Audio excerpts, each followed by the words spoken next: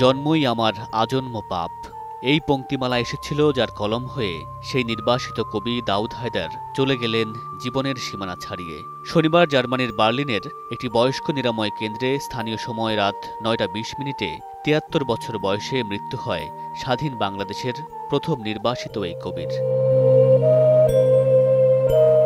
১৯৭৩ সালে কালো সূর্যের কালো জ্যোৎস্নায় কালো বন্যায় নামে একটি কবিতার জন্য দাউদ হায়দারকে গ্রেফতার করা হয়।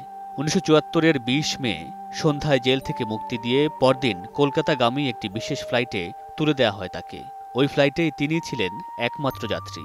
তারপর ভারত সরকারও তাকে দেশ ত্যাগ করতে বাধ্য করে।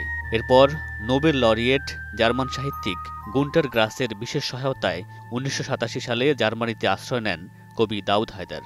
এরপর থেকে বাকি জীবন তিনি জার্মানিতেই ছিলেন। চিরকুমার এই কবি নানা ধরনের শারীরিক জটিলতায় ভুগছিলেন।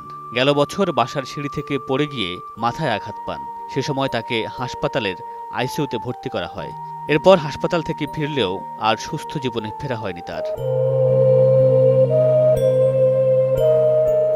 দেশান্তরী হওয়ার গভীর বেদনা বারবার ফুটে উঠেছে তার কবিতায়। চেয়েছিলেন আবারও দেশের মাটিতে ফিরে আসতে, কিন্তু সেই বাসনা অপূর্ণ রেখেই নির্বাসিত জীবনকে চিরমুক্তি দিয়ে পাড়ি দিলেন চির ঘুমের দেশে।